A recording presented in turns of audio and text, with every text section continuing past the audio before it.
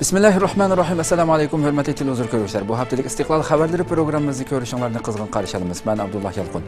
Hörmətli televizor görüşlər, aldı bilan biz diqqətinizə bu hafta huzurunuzda sunmaqçı bolğan xəbərlərimizin əsas məzmununu danışdığımız.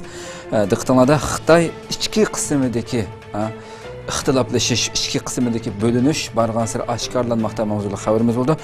Şundaqla Rusiyanın tuyuqsiz əskər çəkindiriş, Suriyadan əskər çəkindiriş qararı haqidagi xəbərimiz diqqətinizdə buldu.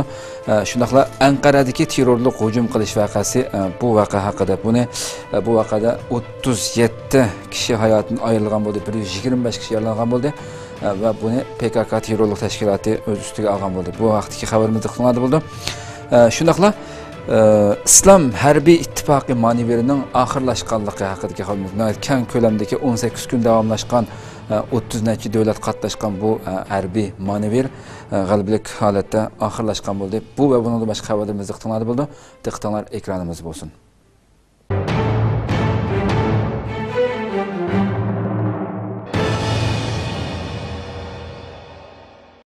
Hörmətli televizor görüşlər, bugünkü xəbərimizni bu Saudiya Arabistonda ötküzülgən mən abay sundum. Hərbi İttifaq, yəni İslam Hərbi İttifaqının manevri 31 dövlət qatnaşqan bu keng ko'lamdagi manevrininki qisqa bir 2 minutluq manevr jarayoni haqida ishlangan qisqa bir filmni diqqatingizga sunish bilan bugünkü haftalik xəbərimizni boshlaymiz. Diqqatingizlar ekranimizda bo'lsin.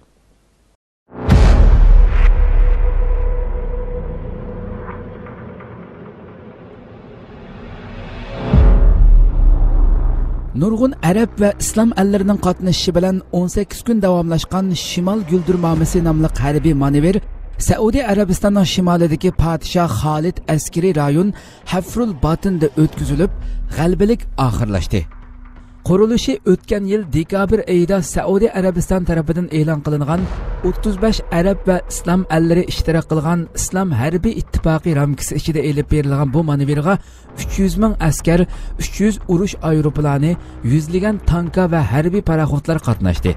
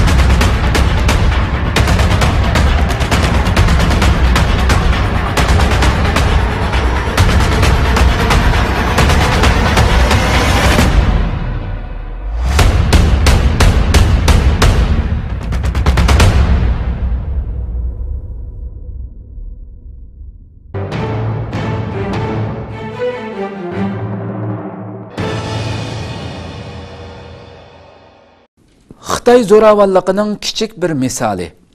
Xitay doiralari o'tgan yili 1419 kishini terrorlik bilan jazolaganligini e'lon qildi. Fransiya axborot agentligining xabar qilishicha, Xitoy Oliy sud mahkamasining boshlig'i Ju Chiyang yakshanba kuni Xitoyning har darajalik sud mahkamalarining davlat bexatarligiga ziyon yetkazish, zo'ravon terrorlik qatorliq 1084 deloda 1419 jinoyatchini jazoga hukm qilganligini bildirgan. Bu son 2014-yildagidan bir hassa oshgan bo'lib, 2014-yili 712 kishi bu xil jinoyatlar bilan sotlangan. Xabarda aytilishicha, jazoga hukm qilingan 1419 kishi ichida 1084 kishi terrorizmga aloqador jinoyatlar bilan, 335 kishi davlat bexatarligiga ziyon yetkazish jinoyati bilan ayblangan. Lekin dokladda bu kishilarning zodi qaysi xil jinoyatlarni o'tkazganligi ko'rsatilmagan. Xabarda aytilishicha, Xitoy adliya organlarida huquqidan qalaymaqon foydalanish, majburiy iqror qildirish va oqlash huquqiga to'sqinlik qilish ahvollari og'ir ekan. Germaniya dulqinlari to'g'rida aytilishicha, Xitoy 2014-yildan boshlab Sharq Turkistonda 1 yillik qattiq zarb berish harakati elib borgan bo'lib, jazoga uchirganlar sonining eshishi bu harakat bilan zich munosabatli ekan. Xitoy Sharqi Turkistonda atalmış terrorizmga qarshi turish nomida diniy va milliy bostirish elib bormoqda. Kuzatuvchilarning qarashicha diniy ibodatlarni ado qilish va yoki telefonida diniy mazmundagi narsalarni saqlash qatorliq normal faoliyatlar sababli qo'lga ilingan kishilarning mo yuqoridagi jinoyatlar bilan ayblanish ehtimoli yuqori ekan. Kök Qubbimiz nomli programmada Sharq Turkistonning tarixi tonishtirildi. Türkiye TRT Avaz kanalındaki Kök Qubbimiz nomli programmada Sharq Turkiston tarixi, Uyg'ur tili, Uyg'ur tarixidagi mashhur shaxslar va Sharq Turkistonning bugungi vaziyati haqida suhbat elib berildi. Türkiye'nin butkul Türk dünyasıga tarqatilgan TRT Avaz kanalındaki Kök Qubbimiz nomli programmada Sharq Turkiston tarixi, Uyg'ur tarixidagi mashhur shaxslar va Sharq Turkistonning bugungi vaziyati haqida suhbat elib berildi. Programma 15 Mart kech soat 22dan 30da boshlandi. Türk yozuvchi Sodiq Yolsiz Uchallar tayyorlab riyosatchilik qilgan programmaga professor doktor Konur Alip Erjilasun bilan dotsent doktor Erkin Ahmad taklif qilindi. Programmada Sharq Turkistonning tarixi va Uyg'ur tili tonishtirildi. Uyg'ur tarixidagi Turk tillar divani Qutadg'ubilikdan iborat ikki shahona asar va ularning mualliflari Mahmud Qashqari va Yusuf Xas Hojib haqida alohida to'xtalib o'tildi. Oxirida Türklarning ona yurti bo'lgan va bugun Xitoy ishg'oli ostida qolgan Sharq Turkistonning vaziyati ustida analiz elib berildi. Anqaradagi ijtimoiy taratqular uchrashuvida Uyg'urlar unutilmadi. Türkiye poytaxti Anqarada o'rinlashtirilgan ijtimoiy taratqular Qozonda uchrashuvda nomli faoliyatga Uyg'urlarmi alohida taklif bilan qatnashdi. Türkiye poytaxti Anqara shahrining Qozon nahiyasida shaharlik hukumat tomonidan o'rinlashtirilgan İctimai taratqular Qozonda uchrashuvda nomli faoliyatga Uyg'urlarmi alohida taklif bilan qatnashdi. Uchrashishga Turkiyaning har qaysi shaharlaridan ijtimoiy taratquda nom chiqargan va aktiv faoliyat qilayotgan har soha kishilari taklif qilingan bo'lib, Adalet ve Taraqqiyot partiyasi İstanbul parlament a'zosi Metin Külünk, Ordu parlament a'zosi Metin Gündoğdu, Qozon shaharlik hukumat boshlig'i Luqman Ertürk ve muavin shahar boshliqlari va aloqador mas'ullar bo'lib, jami 250 ga yaqin kishi qatnashdi. Uyg'urlarga vakolatan Turkiyada she'r deklamasiya qilib tonilgan kichik Mujohid Qashqari va Uyg'ur jurnalistlardan Mirkamil Qashqari taklif qilindi. Uchrashda ijtimoiy taratqularning navbatdagi muhim ahamiyati ijtimoiy taratquda tashkillik harakat qilishning unumi, nohaqchilik, zulm va ishg'oliyatlarga qarshi haqqoniyatning sadosini yangrtishda kam bo'lsa bo'lmaydigan eng o'tkir qurol ekanligi o'ttirg'a qo'yilish bilan birga har qaysi davlat rahbarlarining ijtimoiy taratqulardagi xususiy hisoblariga tashkillik bir shaklda uchur yo'llashning, shundaqla inkos qaytarishning muhim unumi tushuntirildi. Qozon shaharlik hukumat boshlig'i Luqman Ertürk nutqining oxirida kichik Mujohid Qashqari va oilasiga orliqni yiroq ko'rmasdan bu uchrashishga kelib qatnashganligi uchun alohida rahmat aytdi. Ijtimoiy taratquda Uyg'urlarning sadosi bo'layotganligini maqtadi. Yig'in oxirida kichik Mujohid Qashqari Chanoqqal'a shehidlarga nomli dastonini deklamasiya qilib berib, yig'in qatnashuvchilaridan zo'r olqish oldi va shahar boshlig'i Luqman Ertürk apandiga ko'k bayroq hadya qildi. Hürmetli televizyon biz bu hafta Türkiye Radyo Televizyon İdaresi'de hizmet kılıvatkan Uygur ziyali jurnalist Mirkamiljan Qashqari bilan suhbat elib boramiz. O'zi bu yig'inga qatnashgan taklif bilan bevosita o'g'li bilan. O'zi hozir Anqara telefonimizda. Assalomu alaykum. Va alaykum assalom. Aldı bilan ziyoratimizni qabul qilganligingiz uchun ko'p rahmat aytamiz. Men rahmat aytaman. Hürmetli Mirkamiljan, şu yig'inga siz şu Anqaraniki Qozon nahiyasida yani o'tkazilgan ijtimoiy taratqular Qozonda uchrashuvda bu yig'inga qatnashdingiz taklif bilan. Bu yig'inda albatta Turkiyaning nurg'un dangliq ijtimoiy taratqulardan aytib maxsus dangliq chiqqan shaxslar taklif qilinib qatnashibdi. Buningga shu yig'in haqida biraz Uyg'urlarni unutilmaganligi haqida Uyg'urlar haqida men gap bo'lmaganligi haqida xabar qilindi xabarlar. Shu haqida biraz ma'lumot bergan bo'lsangiz. Şimdi bu Türkiye'de asasen tonulgan, şu ictimai taraflar tonulgan şahsını bir şey toplaydıgan yig'inken Qozon şehirlik hükümet tarafından uyuşturulgan. Yig'inganda Uyg'urlardan chaqagan bo'ldi. Bu jurnalistlardan men chiqqan bo'ldim. Bizning kichik Mujohid chiqdi. Ama asasen İkimiz bağlan bulduk. Esasen Türkiye'nin parlament azaları ve demiş şu ictimai tarafı aktif faaliyet kılavatkan her şahsda katnaşkan 250'lik yakın kişi katnaşıp çıkan. Asasen maksat şu ictimai tarafı kandak kıyğanda tekimi aktif hareket kıyğın oldu. Kandak kıyğanda İslam dünyasında zulüm astıda, işgaliyet astıda izlevatkan kişilerin sadasını tekimi yaxşı anlatkın oldu. Kandak kıyğanda Türkiye'nin kelgisiga faydalı hizmet kıyğın oldu. Şu ictimai tarafı g'arazlik ilip birlevatkan kutratkuluk, g'arazlik tarqıtlavatkan yalgan haber, aşında neslinin aldığını kanday iliş gerek degen temalar asasen mavzu oldu. Bunun tekniklik nesli, tekniklik teklifler, fikirler oturuğa koyuldu. İctimai tarafının ki terakkiyat tarihi aşı nesli sözlengen buldu.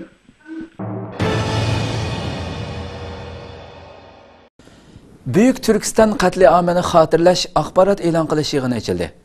İstanbul'da 1916 yildagi Qirg'izlarning Rus ishg'oliga qarshi isyoni ve bu jarayonda yuz bergan büyük qirg'inchilikning 100 yilligi munosabati bilan axbarat e'lon qilish yig'ini ochildi. İstanbul'da 1916 yildagi Qirg'izlarning Rus ishg'oliga qarshi isyoni ve bu jarayonda yuz bergan büyük qirg'inchilikning 100 yilligi munosabati bilan axbarat e'lon qilish yig'ini ochildi. Bu yig'in Xalqaro Turkistonliklar hamkorlik jamiyati qisqacha Turkiston dar tarafidan uyushtirilgan bo'lib, Turkiston jamiyatining raisi Burhan Qavunju, bosh katibi Namaz Nurmu'min, Sharq Turkiston ma'rif va hamkorlik jamiyatining raisi Hidoyatullo O'g'izxon, Akinchilar jamiyatining raisi Mahmad Shohin, Imkon jamiyatining raisi Ramazon Apandi qatorliqlar rais sahnasidan o'rin oldi va so'z qildi. Yig'inda Sharq Turkiston haqida so'z bo'ldi. So'z qilguvchilarning ko'pinchisi Sharq Turkistonni tilga oldi. Sharq Turkistonda zulm va qirg'inchiliklarning yuz berganligini, har vaqt u zulmga qarshi kurash qilayotgan tashkilotlarning yendi bo'lganligini ifoda qilishdi. Yig'inga Istanbulda faoliyat olib berayotgan nurg'un ommaviy tashkilotlarning vakillari ishtirok qildi. 1916 yildagi isyon Qirg'iz tarixidagi eng cho'ng tragediyalarning biridir. Char Rossiyaning Turkistondagi mustamlakchiligiga qarshi elib berilgan bu qo'zg'olon Qirg'izchada Urukun deb bilingan.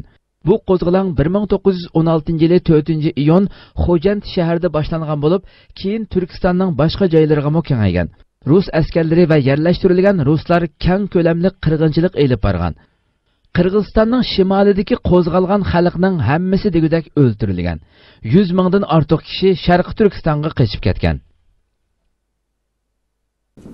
Indoneziya 2 Uyg'urni etib etganligini e'lon qildi. Indoneziya 2 Uyg'urni qonunsiz tashkilotning a'zosi ekanligini ilgari surib etib etganligini e'lon qildi. Uyg'ur kuzatuvchilar bu ishga norozilik bildirdi va Uyg'urlarning Xitoyga qarshi haqqoniy kurash qilganligini ta'kidladi. Fransiya axborot agentligining 16 mart Indoneziya poytaxti Jakartadan xabar qilishicha, Indoneziya soqchilari tunugun Indoneziyaning markaziy Sulawesi o'lkasidagi bir o'rmonlikda Xitoy tavalligidagi 2 Uyg'urni etib etganligini jazmlashtirgan. Soqchilar ularni Sharqiy Indoneziya mujohidlari nomli bir tashkilotning a'zosi deb ayblagan. Bu tashkilotning boshlig'i Abu Vardah Santoso Iroq Sham Islom davlati tashkilotiga bay'at qilganligini e'lon qilgan bo'lib, Indoneziya hukumat tomonidan 1-nomerlik tutish buyrug'i chiqarilgan. Soqchi tarafning bildirishicha, Indoneziya xavfsizlik qismlari 15 mart Markaziy Sulawesi o'lkasidagi bir o'rmonlikda izlash harakati elib borgan bo'lib, salohiyati noma'lum bir to'p kishilar bilan etishish yuz bergan. Indoneziya doiralari o'ldirilgan 2 kishini Xitoy tavalligidagi Uyg'ur deb bekitgan va Xitoy elchixonasiga uqtirish qilgan. Lekin Xitoy elchixonasi muxbirlarning ziyoratini rad qilgan. Indoneziya soqchilari yana qo'lga ilinganlarning ig'ilchi iqroriga asosan bu tashkilotda boshqa Uyg'urlarning borligini jazmlashtirganligini aytgan. O'tgan yili Indoneziya soqchilari 4 nafar Uyg'urni mazkur tashkilotning boshlig'i bilan ko'rishmoqchi bo'lgan deb qo'lga olgan va sud echib jazoga buyurgan edi.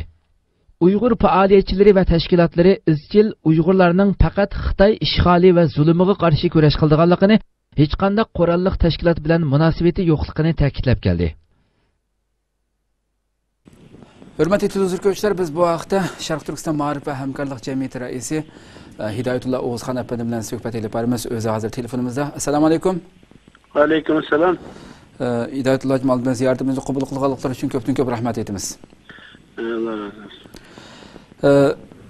Hidayetullah efendim şu Indonezya'da sizga ma'lum 16 Mart şu Jakarta'ningki xabar agentligini xabar qilishicha şu Indonezya saqchilari şu yerdagi bir Indoneziyaning markaziy Sulawesi o'lkasidagi bir o'rmonliqda şu Xitoydan kelgan Xitoy tavallikidagi deb e'lon qildi.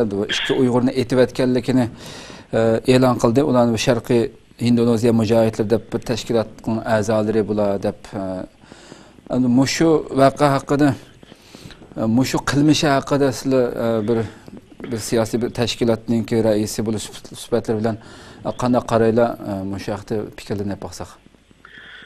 Birinci bo'lib shu qarindoshlarimizndan ki aile tabatığı sabır, ularga rahmet dileymiz. Bu hadise Şarkı Türkistan halkına bugünkü gündeki çaresizliki ne kadar ağır bir vaziyette ahvalda ikenlikine ifadeleyen bir açık bir hadise, strateji. Nemişka deseniz bu bizimki Şarkı Türkistan'da Xitay tecavüzçilerine ailip veriyotgan zulme dünyada dünya insanlarının bugünkü 21. esirde hiç görüp bakmagan, anlap bakmagan derecede ağır bir azap ukubetini Xitay tarafından yürgüzülevatkan bir vaziyette halkımız şu 4-5 yıl ceryanında nurgunlagan, mağlagan kişi vatanını, ata-anasını hemen esini taşlap çıkıp gitişke mecbur bulup hatta bulağa kanunluk bir yol bulmaganlık için 13 mağlagan kilometre yolda ağır küllerini, külpetlerini beyden geçirip hicret kılışka mecbur bolgan. Bu peytten nurgun kişiler bazı devletler tarafından itip öldürüldü, Xitay'a tutup kaytırıldı ve hatta hazırgıcı Tayland'a atmış etrafında Uygur Müslüman kardeşlerimiz yetip duruldu akıbetinin borçu. Malum emez.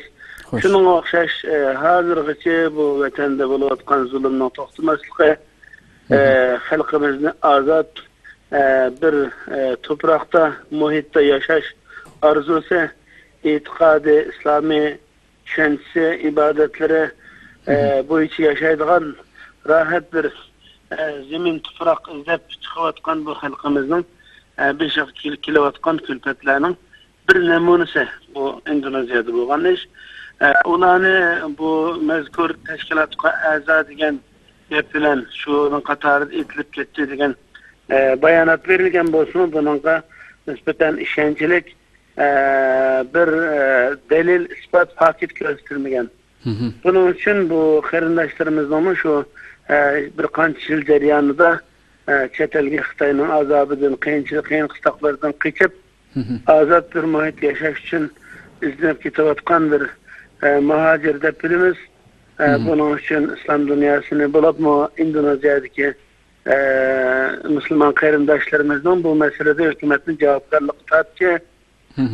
Bu qarindoshlarga sahip çıkışı talep qilamiz, çünkü bu işninki bo'ldi deganlikqa o'zi xohlagancha qiliblam tugib o'tgan qatorida qadri qimmatsiz, ig'choqsiz bir shaklda jo'shtirilib ketyapti. Bu köpligen dünyanın her qaysi rayonlarida bizning o'xshagan hadislar Uyg'urlarning tutulib ketishi, o'ldirilişi, Xitoyga qaytarilishi degandek hadislar ko'p ko'rilyapti. Buningga umumiy islom dunyosini va inson haqlarini qo'g'daymiz deb da'vo qilayotgan da'vogarlarni bu nuqtada o'zining vazifasini o'tashga chaqiramiz va buni Indoneziya hukumatining bu qilgan qilmishini ayblaymiz.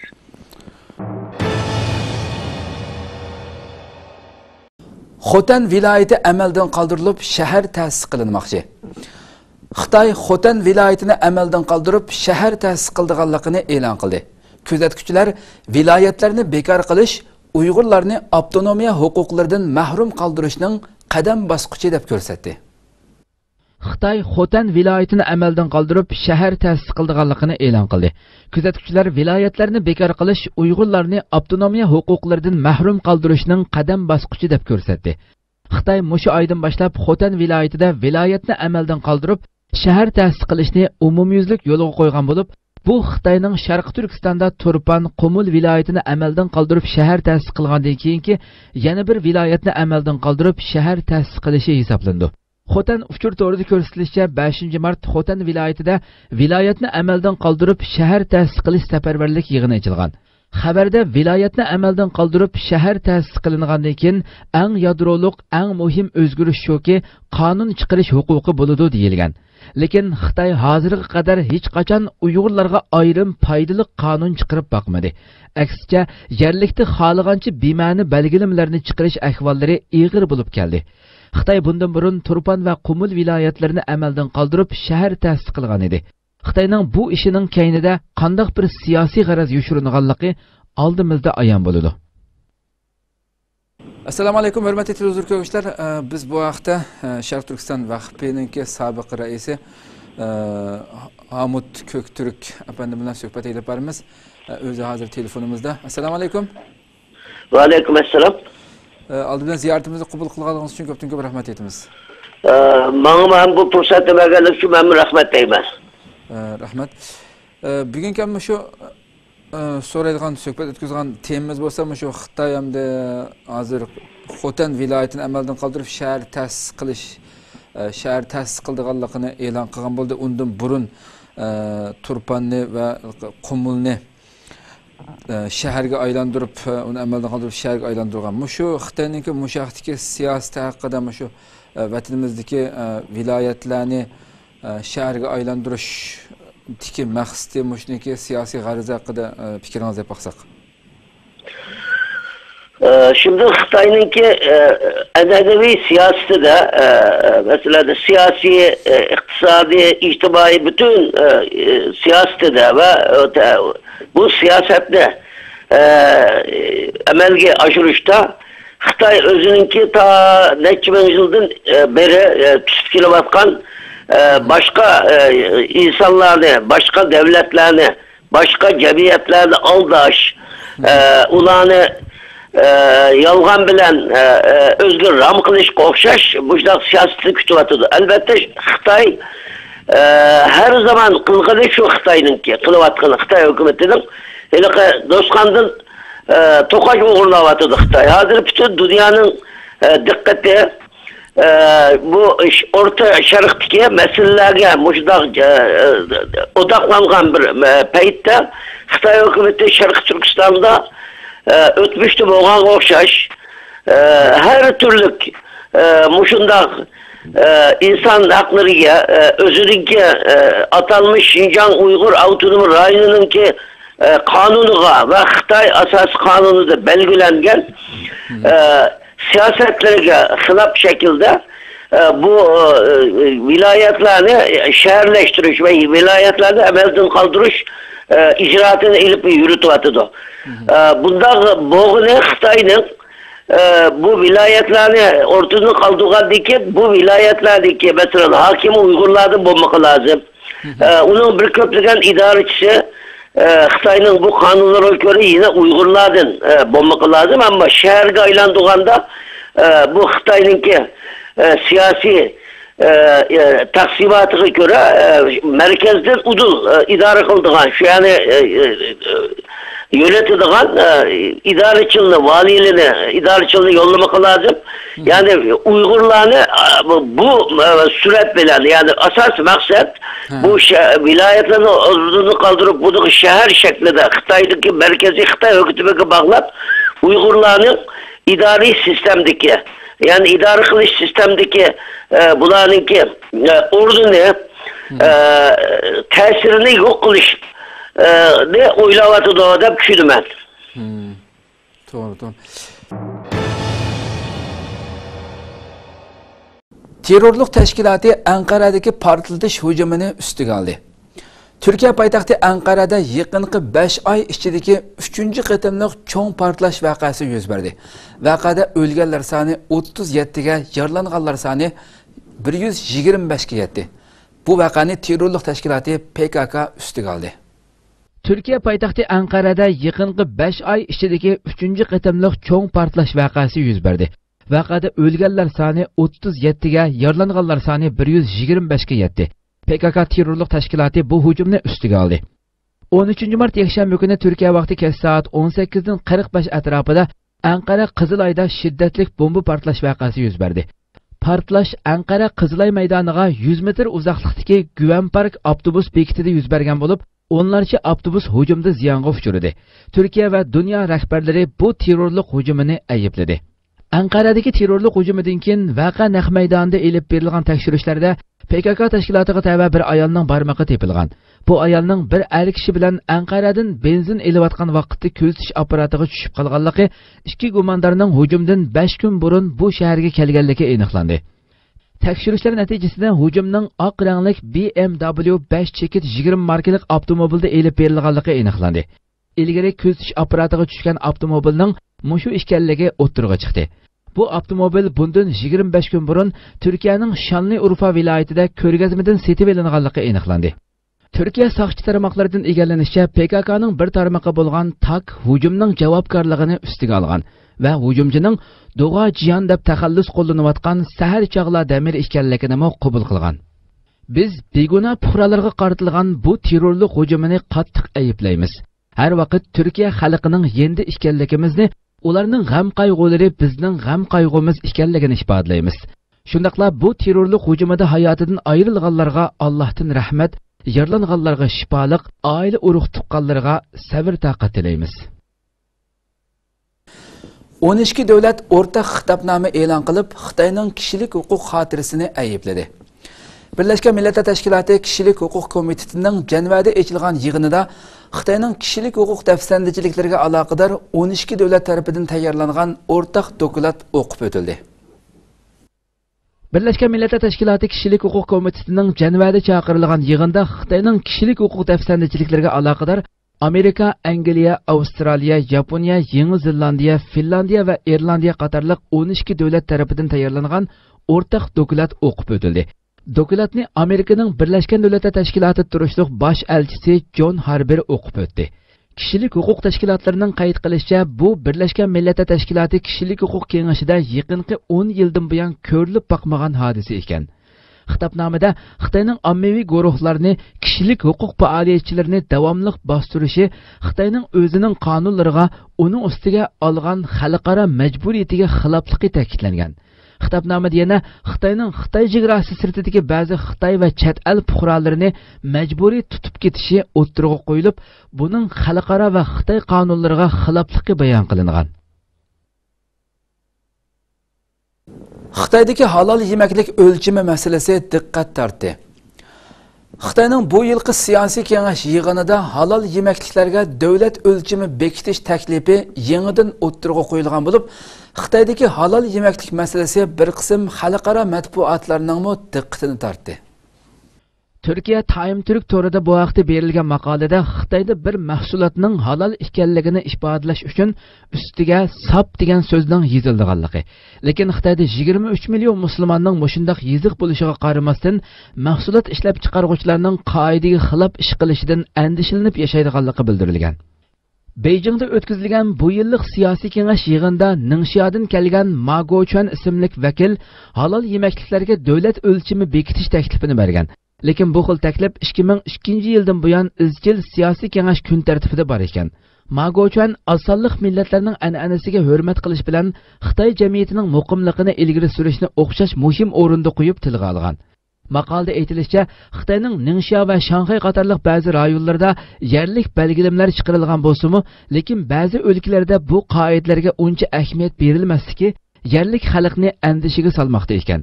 Xitoyning Xi'an shahridagi musulmonlar halol yemaklik sotadigan oshxonalarda aroq sotilishiga qarshi namoyish faoliyatlarini elib borgan.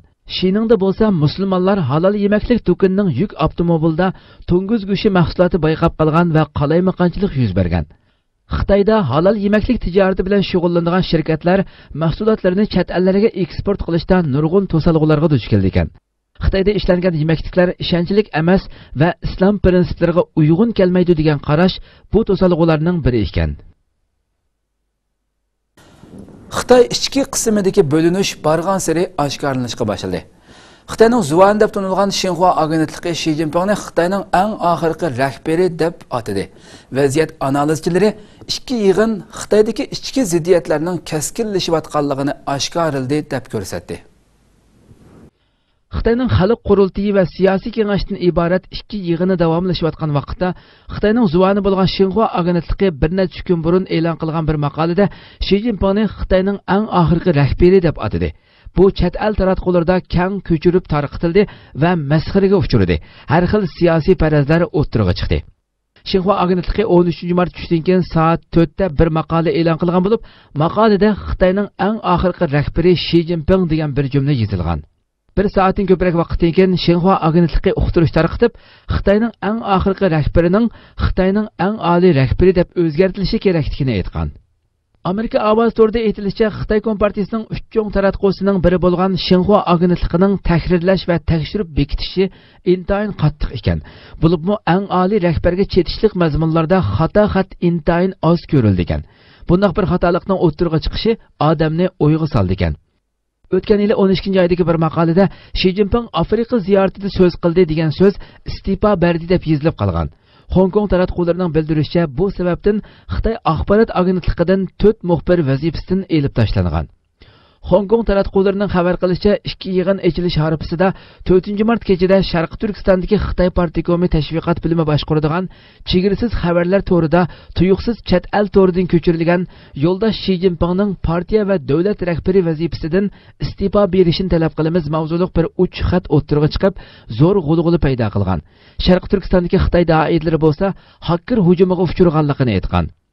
Xitoy Kompartiyasining tashviqot sohasiga Jiang Zemin guruhining 2-nomerlik katibi deb qaralgan Liu Yunshan mas'ul bo'lib, Xi Jinping bilan Liu Yunshan orasidagi ziddiyat izchil Xitoy o'qituvchilarining to'r bekatlarida qiziq nuqtalarning biri bo'lib keldi. Vaziyat analizchilari Xitoy rahbarlik qatlami ichida Xi Jinpingga qarshi fikr eqimi oshkora ifodalanishga boshladi. Ikki yig'indagi jiddiy kayfiyat buning ifodasi. Xinhua agentligi xabarda Xi Jinping eng oxirgi rahbar degan xabar berildi. Bu ahvollarni tasodifiylik deyishga bo'lmaydi deb qarashdi. Xitoydan Amerikaga hamkorlik chaqiriqi. Xitoy JX ministri Go Shinkun dushanba kuni ziyoratga kelgan Amerika Federatsiya tekshirish idorasi FBI'ning boshlig'i Comey bilan ko'rishib, Amerika bilan hamkorlikni kuchaytirishni xohlaydiganligini bildirdi. Xitoy JX ministri Go Shinkun dushanba kuni ziyoratga kelgan Amerika Federatsiya tekshirish idorasi FBI'ning boshlig'i Comey bilan ko'rishganda, Xitoyning to'r bexatarligi va terrorizm qarshi turish qatorliq sohalarda Amerika bilan hamkorlikni kuchaytirishni xohlaydiganligini bildirgan. Xinhua agentligining xabar qilishicha, Go Shinkun Comey bilan ko'rishganda ikki tarafning o'rtaq tirishib, to'r bexatarligi, terrorizm qarshi turish qatorliq sohalarda qonun ijro qilish va bexatarlik hamkorlikni cho'nqurlashtirishni xohlaydiganligini aytgan. U yana Xitoyning strategik ishonchni oshirish va bir-birining yadrolik manfaatiga hurmat qilishni kuchaytirishni umid qilganligini tilga olgan. To'r hujum masalasi izchil Amerika va Xitoy orasida bosh og'riqi bo'lib keldi. Reuters agentligining aytishicha, terrorizm qarshi turish sohasida Xitoy g'arb davlatlari bilan texmo ko'p hamkorlik qanot yaydirishni izlayotgan bo'lsa-mu, lekin Xitoyning kishilik huquq masalasiga bo'lgan andish tufaylidan g'arb davlatlari buni xohlab ketmaydi ekan. Sharq Turkistonda yaqinqi yillardan buyon ko'p qatim qonliq voqealar yuz berib, nurg'un begunoh kishi hayotidan ayrilgan. Kishilik huquq tashkilotlari va faoliyatchilari Sharq Turkistondagi voqealarning sababi Xitoyning Uyg'urlarga qaratgan bostirishi deb qarab, Xitoyni ayblab kelmoqda. Argentina Xitoyning Yiroq okean paraxotini cho'ktiribdi. Argentina dengiz sahili charlash atriti Xitoy tavalligidagi baliqchilik paraxotini dushanba kuni Argentinaga tava bo'lgan iqtisodiy rayonda qonunsiz faoliyat olib borganligi va charlash soqchilariga to'sqinlik qilganligi sababli cho'ktiribdi. Argentina dengiz sahili charlash atritining seshanba kuni e'lon qilishicha, Xitoy tavalligidagi baliq paraxoti dushanba kuni Argentinaga tava bo'lgan iqtisodiy rayonda qonunsiz faoliyat olib borgan. Charlash soqchilari ularni to'siganda qarishliqqa uchragan. Orqadan bu paraxotni cho'ktirib o'tgan. Xitoy Tashqi ishlar ministrligining bayonotchisi Lukang chorshanba kuni Xitoy baliq paraxotining Argentina baliq maydonida vazifa o'tayotganda Argentina dengiz soqchilari paraxoti tarafidan necha soat qo'g'langanligini bildirdi. Bayonotda qonunsiz baliq tutishga va Xitoy paraxotining qarishlik ko'rsatganligiga doir hech qanday ifoda bildirilmadi. Lukangning bildirishicha 32 nafar kema xodimining hammasi qutqizib olingan. Xitoy Argentina bilan jiddiy aloqalashib, bu ishni tekshirishni talab qilgan. Argentina dairlerining bildirishicha, bu paraxod dushanba kuni qonunsiz baliq tutayotganda bayqalgan bo'lib, dengiz sahili soqchilari to'xtashga buyruq tushirgan. Lekin paraxod xalqaro suv rayoniga qochishga uringan hamda ko'p qitim charlash paraxodiga so'qilgan. O'zining va charlash paraxodining bexatarligiga xavf keltirgan. Orqadan soqchilar buyruqqa asosan o'q chiqarib paraxodni cho'ktirib o'tgan. İgilnicha Xitoy baliq paraxodlarining chegara atlab Yaponiya, Koreya, Tayvan, Indoneziya, hatto Afrika davlatlarining dengiz tavalligiga qadar berib, qonunsiz baliq tutish faoliyatlari ko'paymoqda ekan. Xitoyning 40% ga yaqin Yiroq okean baliq tutish paraxodi G'arbiy Afrika dengiz tavalligida ekan. Rossiya tuyuqsiz askar chekindirish qarori chiqardi. Rossiyaning tuyuqsiz Suriyadan askar chekindirish qarori har xil siyosiy farazlarni o'ttirg'a chiqardi. Rossiya prezidenti Putin buyruq tushirib, ko'p qism Rossiya askarlarining seshanba kunidan boshlab Suriyadan chekinib chiqishini talab qilgan. U Rossiya armiyasining Suriyada ko'p qism vazifalarni o'rindab bo'lganligini aytgan. To'xtab qolganiga 1 oy bo'lgan Suriya tinchlik suhbati boshlangan. Lekin Suriya o'qituvchilari Rossiyaning bu harakatiga ehtiyotkorlik bilan baho berishni ta'kidlagan. Lekin Asad hokimiyati bilan tuzgan kelishimga asosan Rossiya yanada bir havo armiya bazasini saqlab qoldi ekan. Shuning bilan bir vaqtda Amerika prezidenti Obama dushanba kuni Putin bilan telefonda ko'rishgan. Ikki taraf Rossiyaning askar chekindirish qarori va Suriya suhbatini qanday davomlashtirish qatorliq masalalarni muzokara qilgan. Bir qism taratqularning Isroiliya istixborot to'ridan naql qilib aytishicha, Putinning bunday tuyuqsiz askar chekindirish sabab bo'lsa, Suriya urushini davomlashtirish masalasida Eron bilan bo'lgan ixtilofi kuchaygan hamda Rossiya bilan Asad orasida kelishmaslik bo'lgan. Gerçi askar chekindirish buyrug'i tushirilgan bo'lsa-mu, lekin Rossiyaning Tartus va Laziqiya shaharlari atrofidagi havo armiya bazasiga yanada harbiy kuch o'rinlashtirildi ekan. Rossiyaning O'rta dengiz va Qora dengizdagi jang paraxodlari jiddiy paytda Asad hokimiyatiga yiroqdan yordam bera oladi ekan. Bu vaqtdagi xabarlarda aytilishicha, Rossiyaning tuyuqsiz bunda qaror chiqarishida Asadga besim tushirish mumkinchiligi bor ekan. Lekin Rossiyaning bu qaroriga baho berishga texi baldur ekan. Bir qism Amerika parlament a'zolari bo'lsa, Rossiyaning diqqatini va kuchini boshqa tarafga burg'anligini, Ukrainada qanliq bir bahor yetib kelishi mumkin ekanligini ilgari surgan. Bir qism kuzatuvchilar Rossiya Suriyaning o'zlari uchun ikkinchi Afg'oniston bo'lib qolishidan andish qilgan deb qarashdi. Xitoyning mahbuslarning a'zolarini elib olishdan to'xtashga chaqirish qarori ma'qullandi. Amerika Avam Palatasi Tashqi ishlar komiteti 16 mart Xitoyning vijdon mahbuslarining a'zolarini elib olishdan to'xtashga chaqiriq qilish qarorini muzokara qildi va ma'qulladi.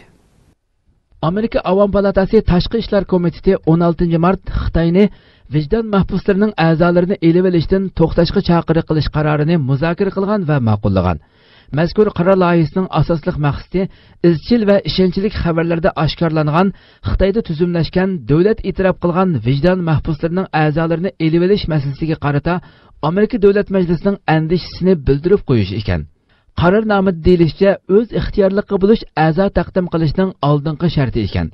Jazo o'tayotganlarning orzusini erkin ifodalash mumkinchiligi bo'lmag'achqa, o'lim jazosi berilgan mahbuslarning a'zolarini elib olish tibbiy axloqqa xilof deb qaralgan.